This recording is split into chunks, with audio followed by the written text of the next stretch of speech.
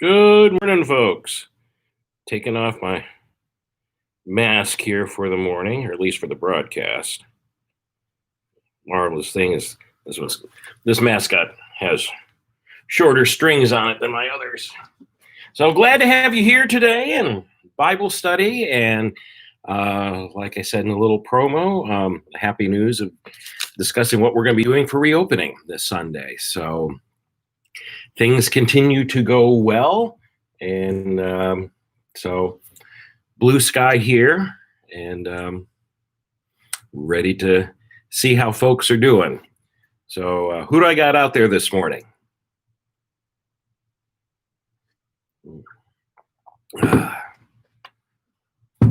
Caramel macchiato this morning for me. So I got my Bible handy, and we had a blast last night with happy hour. Did a lot of laughing. We did a Trivial Pursuit night of 1980s stuff, and just had a really, really good time. So we're going to be doing it again. Invite friends. If you weren't there, come back and join us. So that was a good night. A good night. So what's anyone got some good news out there?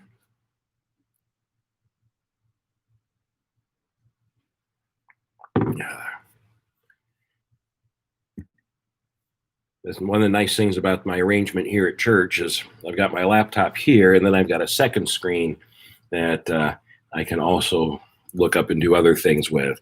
I have the same arrangement at home, where I take I've got a large, I'm a Mac guy most of the time, but at home I've got a big Windows machine that I use for playing games on. So I'll use the screen from that to put up a second screen when I'm at home doing the home office thing, which was really handy during while we were shut down here. But I'm trying to think of any interesting news. We aren't hearing anything from the synod yet as far as our sister congregations over in the Louisiana, Texas area that were hit by the hurricane last night. We have several congregations in Beaumont, just to the west. Interesting bit of history. Not many Germans settled in Louisiana. A lot of Germans did settle in Texas, pretty much all across the state, but the central part of the state where barbecue was born owes much of its heritage to, yes, German Lutheran butchers. The art of sausage making, the art of smoking meats, a lot of that is a huge influence from the Germans who settled that region. So as barbecue played out its life in the U.S. South with, the different influences from Native Americans and African slaves first coming over, and the different styles that interplayed, German Lutherans had their spot. So there you go, a little bit of trivia for the day. In the same way that, and I think I've mentioned this before, we have bourbon because of a pastor, Pastor Elijah Craig, who is attributed to be the inventor of bourbon. So you see, it's just the good things in life do come from the Lord. Oh, it's good to see folks rolling in. Like I said in the little byline, we're going to do Bible study this morning. We're going to take a look at Mark chapter 13, the little apocalypse that I talked about last week. So if you've always been interested in the book of Revelation, this one chapter is kind of like a little mini Revelation as far as its content and style. So we'll do probably three sections. So about 23 verses this morning with that. And then we'll get caught up on people in their news, and then we will talk about what to expect for reopening. So, well, hey, Faye and Shelda, good morning. So I'll ask the question, Shelda. What is it? 68 degrees and sunny up there in Minnesota, and you're out feeding deer. I kind of had this image of you in a cabin out in northern Minnesota, and it's kind of like Snow White and or Bambi.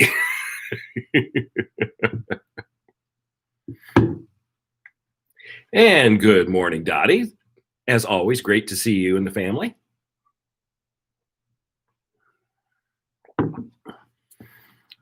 Unlike Shelda, who might see real deer and Bambis walking around, your part of town, you see Walt Disney Bambis and characters. Though I did see yesterday the governor, because of the continued decline in positivity and cases, sounds like we're real close to raising the limits on capacities for folks at the theme parks, which likely means we're looking at larger capacities for restaurants and maybe reopening bars. So from a business perspective, for all our folks who are involved in Disney and hospitality related businesses, that would be fantastic news. So, and Ken and Shirley, good to see you too. It was so much fun having you last night. And Ken, we will have science questions for you next week. So we had a good time. So 60s and chilly, but sunny. And yes, there's deer and also a bear across the lake. Shelda, you are living in Frontierland.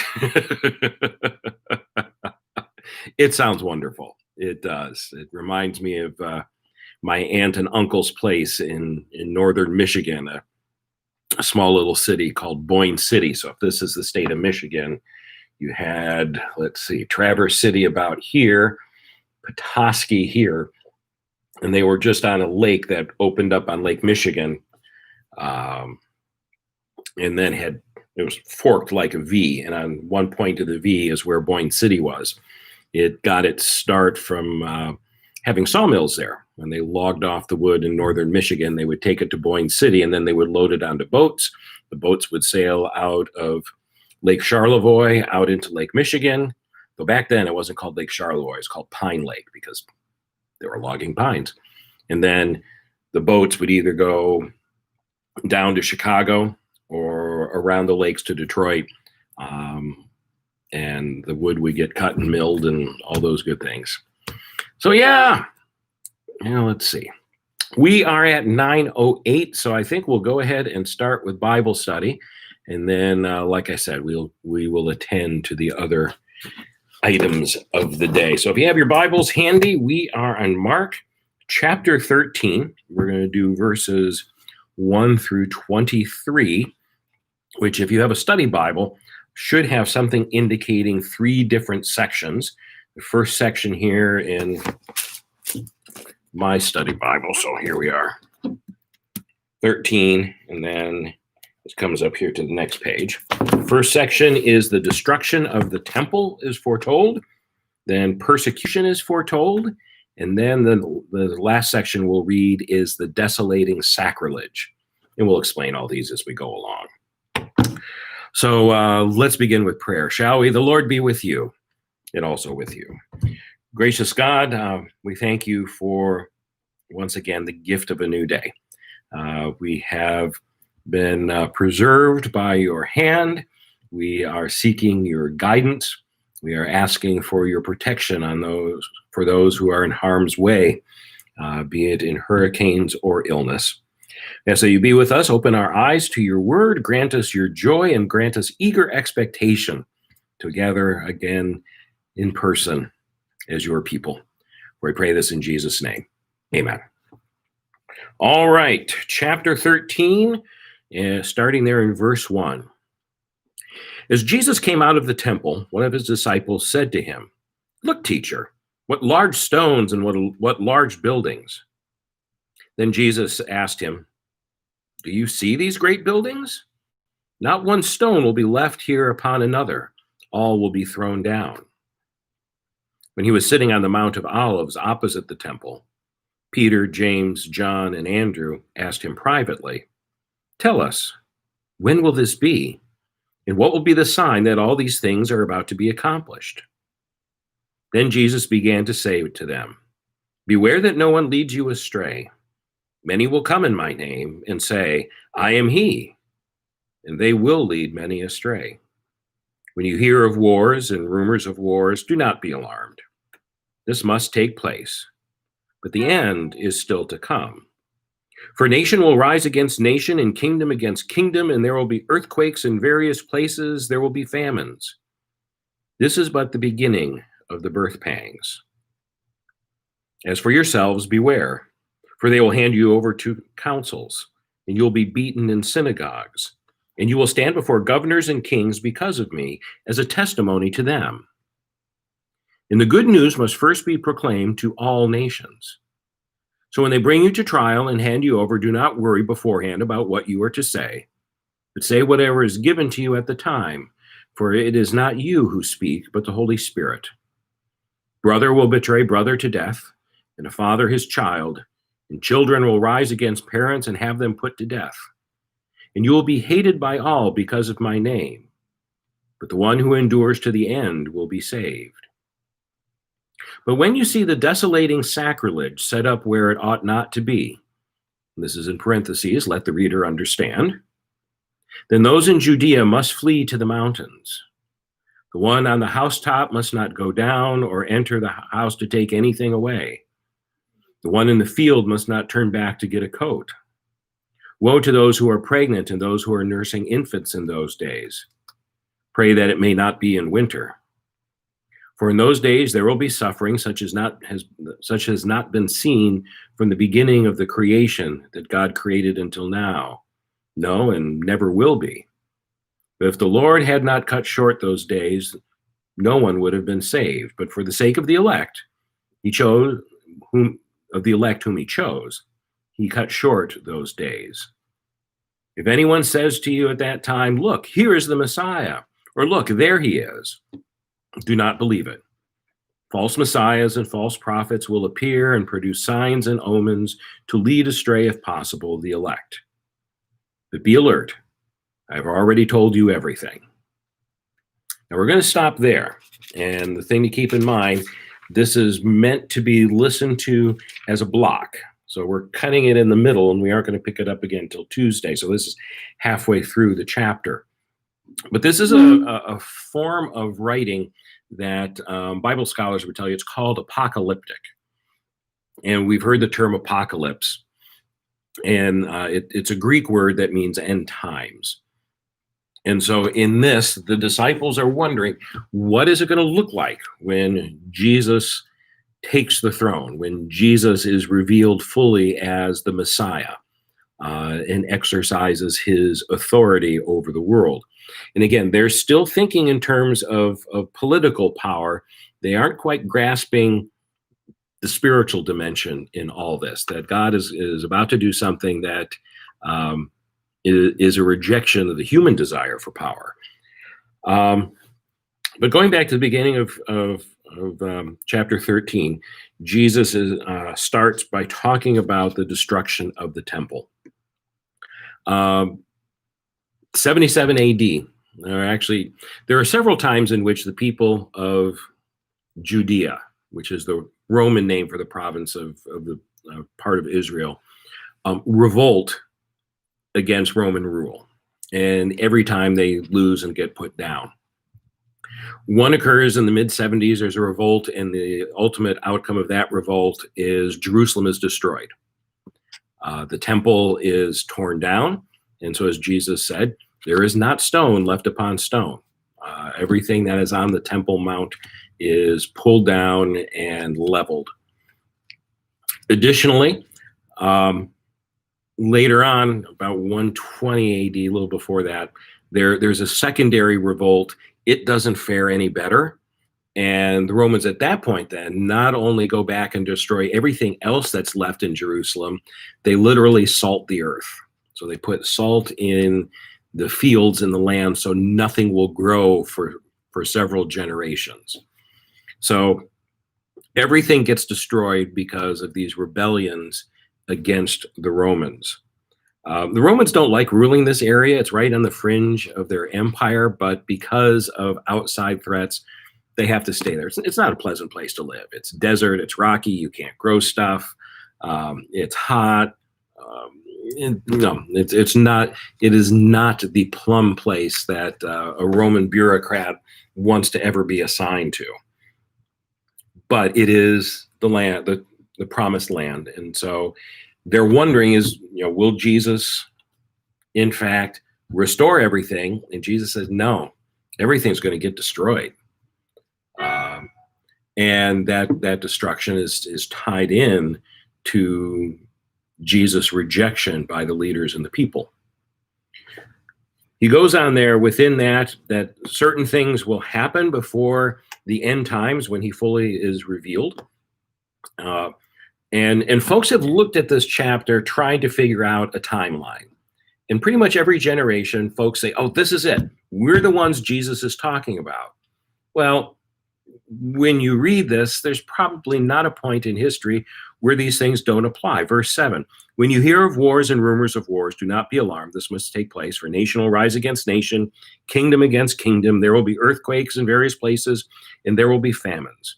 This is but the beginnings of the birth pangs. We live in a broken world, and that's the story of Genesis. So these things are happening all the time. They're happening right now. They were happening in the last decade. They were, again, when were they not happening? Now, in our case, it's kind of scary because of COVID. A year ago, global hunger was at a low. Things were going really well. Now, because of the shutdowns that were done globally, we've got farming crises, we've got famines, we've got food that and products that are rotting in the fields. We've got famines in South America for the first time in many years. California always has earthquakes. So if you want to kind of look at these things, you can always make a case that, oh, Jesus is coming soon, which is actually part of the point. Christians have always lived with the tension. We expect Jesus to be returning soon. And so we really should try and live our lives that way, in the hopeful expectation that Jesus is going to come and set things right. But in the meantime, we continue to follow in Jesus' way. We care and love for others and live like Jesus ourselves. So this first part, things are going to look bad. They look bad a lot. So Jesus is always close and near. Persecution foretold. That's verse 9. This did happen very quickly after Jesus' resurrection and ascension. The church began to spread around the region and then eventually around Rome. And the outcome was the Jewish leaders decided Christians were not Jews, and Jews enjoyed special religious privileges in the Roman Empire. Most specifically, they were not required to acknowledge Caesar as God. They were exempted from that. When the Jewish leaders appealed to Rome and said, these Christians are not us. They're teaching something different. They're teaching this man Jesus is both God and King. We want nothing to do with them. Christians were not given that same protection as Jewish leaders. Christians, like nearly all other Roman citizens and Roman people under Roman rule, because there's a difference. You could be a citizen or you were a non-citizen who was ruled by Rome. Both had to do the same thing. Mentioned it before. You acknowledge Caesar is Lord. Caesar is God. That is your pledge of allegiance as a citizen. And you can still worship your own God and do whatever, but just remember, you may have your God, but Caesar is God too. And if you're ever hauled before a court, Caesar outranks your God, unless you were Jewish. Jews were exempt from that choice and distinction. Christians, well, because they were rejected as being Jews, It goes right here. You will be handed over to councils. That's ruling, both religious and political councils. You will be beaten in the synagogues. You aren't one of us. You will stand before governors and kings because of me, as a testimony to them. Peter and many of the other apostles were tried in political courts because Christians refusing to acknowledge Caesar as Lord made you traitors. Actually, the technical term was Christians were atheists. They were not God believers because Caesar is God. And so if you reject Caesar as God, you are an atheist, non-theist. You do not believe Caesar's God. So interesting twist in it all. First, the good news must be proclaimed to all nations. You'll be handed over whatever you will speak. But then verse 12, again, bad things are going to happen. Brother will betray brother to death. A father his child. Children will rise against their parents.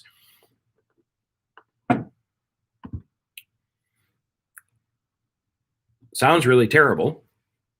On the other hand, might sound like Thanksgiving dinner for some folks when someone brings up, so what do you think about the president? Pass the dressing. How can you believe that? Can I have some more turkey? You don't know how good you've got it. That's making light of it a little bit, but the tensions of how both politics and faith can divide families is Jesus is making the point here. These are, following him is a life and death matter. It is a confession of lifestyle and faith that can and does split families.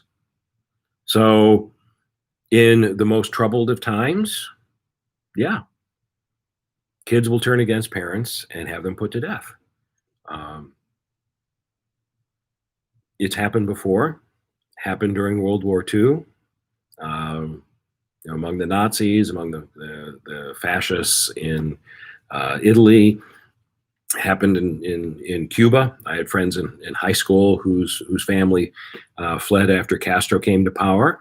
Happens in China. I mean, any authoritarian government, the parties first. They're your family.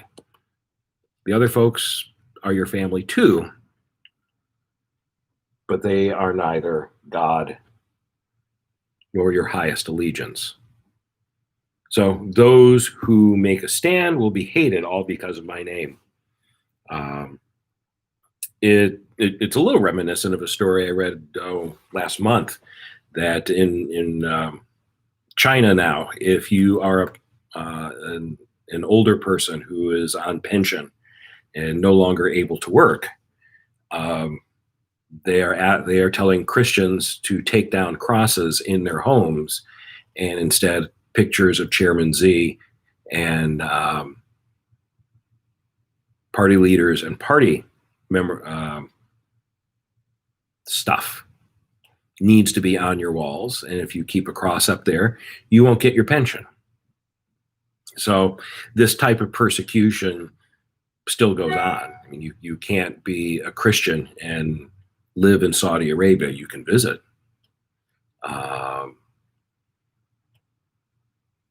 In Africa, there's incredible tensions and conflicts between Christians and Muslims, which makes us very appreciative, or at least should make us very appreciative of the example we can set here in the States when we have Muslim neighbors that we understand we can live differently. But persecution, always been part of being a Christian. And so endurance in times of trouble is always is the priority Jesus has here. Now, the desolating sacrilege, this is an odd term that folks don't always pick up right away. It's a reference back to the book of Daniel. The book of Daniel is the other apocalyptic book in the Bible besides Revelation. And the book of Daniel was written somewhere in the late 170, early 180 BC, on the eve of what was called the Maccabean Revolt. The Greeks, under Alexander the Great, had conquered the region. Alexander died. His empire was carved up among his generals, and his descendants ruled that area that included Jerusalem. And Antiochus Epiphanes IV was king during this particular time when the book of Daniel was written. Now, the thing to keep in mind is you ask any Jewish Bible scholar, and he'll tell you, no, Daniel is not a history book. It was not written anywhere close to the time of King Nebuchadnezzar and the Babylonians. It was written as apocalyptic literature, symbolic writings to give hope to the Jews who were being persecuted by the Greeks at this time. And the extent of the persecution, more time than we've got. But short story, to get to take a shortcut to things, Antiochus Epiphanes, who also claimed to be God, funny how that happens with kings, to show his authority, went into the Holy of Holies where only the high priest could go in the temple. And so here we come back to the temple, put up his own altar and slaughtered a pig in there, and put up an idol of himself. Pretty sure it was an idol of himself. Well, that was called, in that day, the desolating sacrilege. It was the worst possible thing that you could do to the temple. And because of the desolating sacrilege, the temple had to be reconsecrated, had to be cleaned, had to be reconsecrated. And that's where the festival of Hanukkah comes from, is when the Greeks were driven out, the temple was restored. The process to reconsecrate the temple is celebrated by the miracle of Hanukkah. Again, more time than what we have to look at this morning. But Jesus uses the same term. The desolating sacrilege that happened then, something like this is going to happen again. Something defiling is going to be put up in a place that is holy. And when that happens, folks need to run away. The day of judgment is upon everyone. As to what that is, again, we're coming up on 9:30. More time than what we have. But folks have looked at it a number of different ways. One is Jesus is talking about his crucifixion. That when you see the Son of God raised up on the cross, that God ought not to be executed by his creation. Run away. Judgment is at hand. One view of it. Another is when you see that the temple is about to be destroyed, that the Romans have moved in, run away. Another way of looking at it is when this happens again, folks, when the Dome of the Rock in Jerusalem was built. It's built right on the site of where the old temple, the Jewish temple stood. And when that was built, you had folks saying that's the desolating sacrilege. You cannot have a Muslim shrine built on our holiest of places. And it's understood that the Dome of the Rock sits on top of where the Holy of Holies of the temple was. That's the desolating sacrilege. Folks, in recent eras, what's going to be the desolating sacrilege? Dome of the Rock gets torn down. An Antichrist puts up a new temple, and any of a number of different things. So consensus on this? Not exactly. Encouragement in this? Yes. Because there's always times in our lives where the things that we prize and consider to be most holy get desecrated, demeaned, and in those moments, we need to understand our calling to persevere, and our calling to understand that even in the darkest of times, God is going to be with us. We aren't promised an easy life. We are encouraged to live a faithful life. And that's part of what apocalyptic literature is to do, is to encourage people to understand we have each other. And even when we don't have each other, even when family turns on us, God does not abandon us in Christ. And then the last part, there are plenty of folks who will say, here is the Messiah. False messiahs and false prophets appear and produce signs and omens. Go to the Barnes and Noble's religion book section, and you will find lots of people who will tell you that they're God, they understand God, they don't have the full understanding of God that no one else has had before. It's a little like the line in Ghostbusters. Or no, actually, I'll go to a different Bill Murray, because you got these traveling gods that appear in Ghostbusters, but the moment in Groundhog Day when he's eating and who are you? So, well, I think I'm a god, not the god, but a god.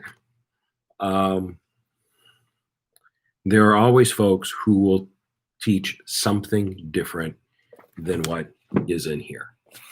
And so as Christians, we have to discern what is compatible, what isn't, what can coexist and what cannot. And so that's the ongoing balance. Who is the false Messiah, who speaks in the name of God, and we reject. Probably the most common one here in North America would be Mormons. Joseph Smith claimed to have a special revelation from God that the original apostles had, but lost and didn't pass on. And so because he found that he was shown these golden plates buried in a hill up in Palmyra, New York, and put them in a hat and stuck his head in it and saw magic letters, he's now the new prophet of God. It lasted beyond his death and is still a growing religion today. But Mormons would say that they are Christians, and actually the only real Christians. We, Lutherans, and most other folks who call themselves Christians today would say, no, Joseph Smith was a false prophet, and we might be able to coexist as neighbors, but we aren't going to agree on doctrine. So this is all part of apocalyptic literature. This is part of what's happening here. And we'll leave it at that for this morning. So next Tuesday, we will pick up with Jesus' description of what the second coming will look like, and talk about that fig tree that he cursed earlier. So keep reading, read ahead, and also think about when we finish Mark, let's where are some directions you would like to go? Would you like to have a series of Stump the Pastor mornings where you send me questions, and we can take stabs at those? We can have all kinds of fun. And like I said, last night, we had an absolute blast for happy hour last night. We did trivia questions from the 1980s, and it was just a lot of fun. And it seemed to work because we had extra people we hadn't seen for a while show up. So we had a real nice crowd of people playing along. We're going to do it again next week. We're going to take out classic Trivial Pursuit, the set that I got, my original set that I got in 1982. And we're going to play that, but you get to choose your category. Everyone will track their own points. And last night, Chuck Olson cleaned everyone's clocks. Oh my goodness. He was just on top of things. He and Mark tried to duel it out, and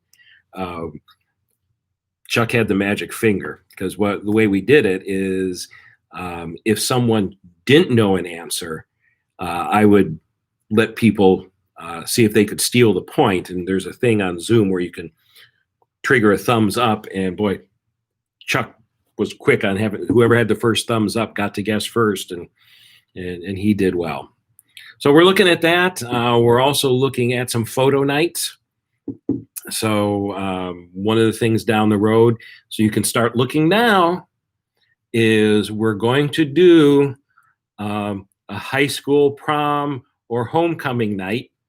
So we're going to want you to find and be able to share a prom photo or some similar event with you and whoever you may have gone with, and tell us a story.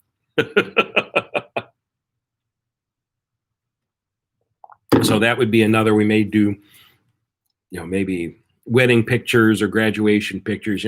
We'll play around with it. But folks had a lot of fun looking at photos a few weeks ago, so we'll bring that as well. All right, Sunday. If you've been following along, our reopening team has worked very, very hard to gauge and guide us in reopening in a way that is as safe as we can possibly be, is responsive to the health realities and recommendations of the health departments, and follow and make sure that as other folks have opened already, that we weren't going to be involved in reopening in the midst of another surge or anything like that. So we've been following Orange County since we are located in Orange County. We've been taking information from Dr. Pena with his daily updates. There is a COVID dashboard that the county maintains. And what we did is 2 weeks ago, we set the benchmark of using Dr. Pena. He wanted to see what's called the average rolling positivity rate in the 5% range for the next stage of reopenings, particularly for large groups. Now, schools are already in session. Disney, Universal, and SeaWorld have now been open almost 2 months now.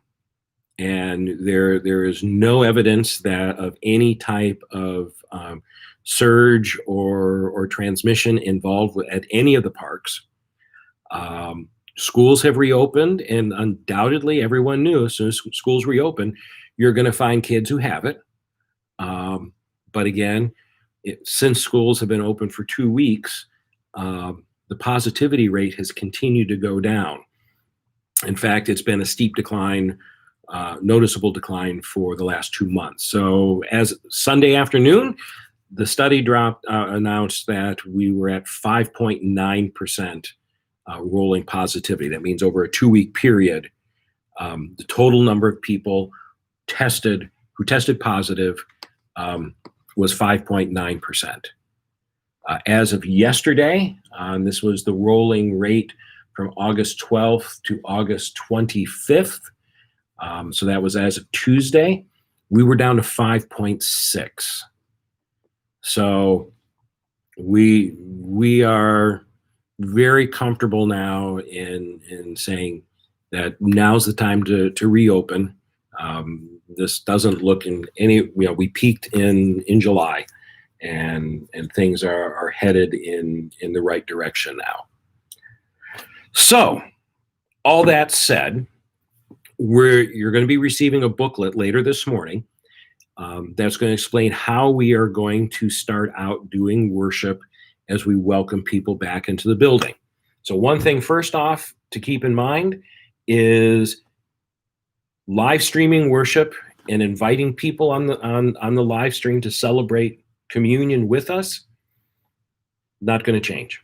That is something that I knew when I offered the choice and we made the choice would likely be the case. And that has been something that has been a great comfort and meaning to folks in the congregation. I think have helped us throughout this time.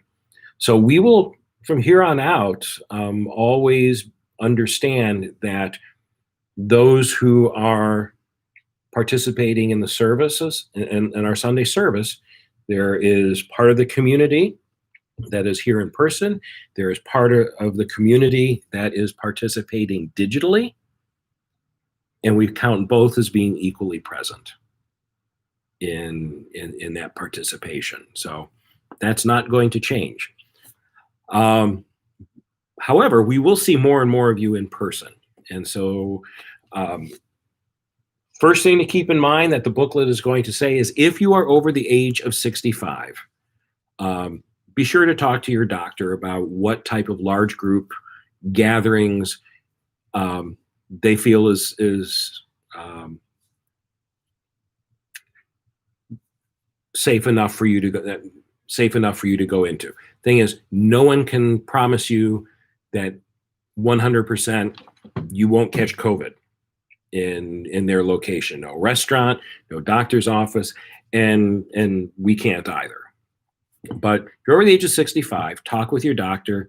Life is a risk, and every time you walk out the door, you're balancing risk between driving and your susceptibility to COVID is the same thing. So understand your own health and what you're able to do. And if your doctor is comfortable with you going to Publix, going and eating indoors in a restaurant, then you're probably going to be okay to come here. Secondly, when you come, we're going to ask you to be mindful of how you feel that morning. There is a checklist of 8 questions. We aren't going to have you fill out forms when you arrive, but we want you at home to go through those questions.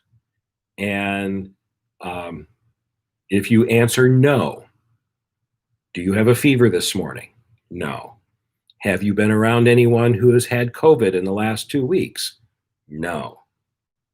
And you just kind of go down the checklist. If you answer no to all those, come join us for worship. If you answer yes to any of them, then we would ask that you participate digitally until you can answer yes to all. And that's just to be sure that everyone who's coming is asymptomatic and least likely to do spread. We'll also be asking everyone to wear a mask. I know I hate them as much as you do. I have to admit, there's a company out there that is selling these and has written across the face or across the mask 2 sayings I really like. One says, "I hate this mask." The other says, "face diaper," which I just find hysterical. But all that being said, all the recommendations are that when we gather together in large groups, at this point, this helps make it possible. So we're asking everyone to wear a mask when you come to worship. The other change that you will notice, and that's related to the mask, is we won't, if you're sitting out in the pews, we would ask that you not sing. Singing is a spit fest, and so you have lots of droplets coming out. Having the mask on helps. So reading and doing the responses, this is a good combo. Singing with one of these on is a little more problematic, which is why we'll still have 4 or so people up front who will sing selected verses of hymns. They'll sing the liturgy. If you want to hum, you can hum, but we would ask that you not sing. And this will change in time. I've got 2 good friends who are choral directors. And so I'm talking with them, and the point where when schools restart school choirs, we'll be able to start singing again. It may take a couple more months yet, but I like how what we're doing is what I like what the phrase Disney uses. What we're doing now is not a new normal. I hate that term, reject the concept behind it. I like what Disney says. We're in a temporary abnormal. And so for our temporary abnormal, for a while, we'll be asking you to wear masks and not sing until we get back to regular normal. We would also ask that, and the booklet lays all this out, when you arrive, probably the best place to park is in the doctor's parking lot or in our empty lots, because if you are not a worship leader, we're asking everyone to come through the side glass doors. Um, once you get here, it's going to be the 1970s all over again. I remember this as a kid. When we would go to church, my mom and brother and sister and I, because dad was already there because he was the pastor, we would have an usher give us our bulletin, and then he would walk us to a pew, and we would have a seat, and then he would walk back. That's what we're going to do. We're going to escort you to seats so we can keep physically distant during worship. Again, it's a temporary move for right now. It's real, and we're doing it really no differently than what you have in a restaurant. We're just making sure that you and your group, because if you come together as a group, we will seat you together as a group. If you come separately, we will seat you separately. So if you come with if you're a family of 4, we will seat you as a family of 4. If there's 2 couples who come in the same car and come in the door at the same time, we'll give you the choice. We'll seat you together or we'll seat you separately. But since you came together, we'll seat you together, just like a restaurant. What we won't do is we won't put groups side by side. We'll have that spaced. Again, it's not what any of us want or like, but it is a temporary abnormal so we can start to gather together. And as we continue to pray and to hope, and as scientists work on vaccines and treatments, and as what seems to be happening between the steps we've taken and nature working its course, the whole of the United States and Florida and here locally, we peaked about a month ago, and everything's heading in the right direction to see it diminish. So we hope and pray that will be the case. The other instructions are in there. We've gone for 45 minutes, so I do need to wrap this up. But above all, we need ushers every week. So if you are planning on coming here to worship in person, I would ask you, if you plan on coming, please plan on serving as an usher one Sunday. We need everyone who is coming to help make that happen, because if we don't have 4 ushers, we can't do this temporary abnormal. And the only way we will stop worshiping, there's only 2 things that will stop us from having people come to worship on a Sunday morning now that we've reopened. One, if we have another spike and that positivity rate goes above 10%, then we'll close down for worship again. It's going to take a lot for that to happen. The other, though, can happen much more easily. If we don't have 4 ushers for a Sunday morning, we likely won't reopen, or we won't be open that Sunday, and we'll turn you away at the door. So if you're planning on coming, we need your help to make sure everyone can continue doing this. It's not, again, it's a temporary abnormal. It's not going to be long-term, but at least for starting out for the next few weeks, we need those 4 ushers, so we need your help. So, and there's a video, so watch the video. It's not hard to do. You greet someone, ask them, did they do the checklist? Yes. May I escort you to your seat? And then they'll take you to your seat. And then once you know where you're sitting, if you need to get up and use the restroom, you can. We would ask you, do not get up and go greet the other people, but you stay in your pew. You can wave and talk to each other, but don't approach each other and don't shift seats. Stay where you're at. But if we all do this together, it'll be that much sooner we can get back to worshiping without any of these restrictions and greet each other safely. All right, so with that being said, thank you for hanging in for the explanation. Do let other people know to watch this, and what can I say? We'll see you Sunday. So let's close with the Lord's Prayer. Our Father, who art in heaven, hallowed be thy name. Thy kingdom come, thy will be done, on earth as it is in heaven.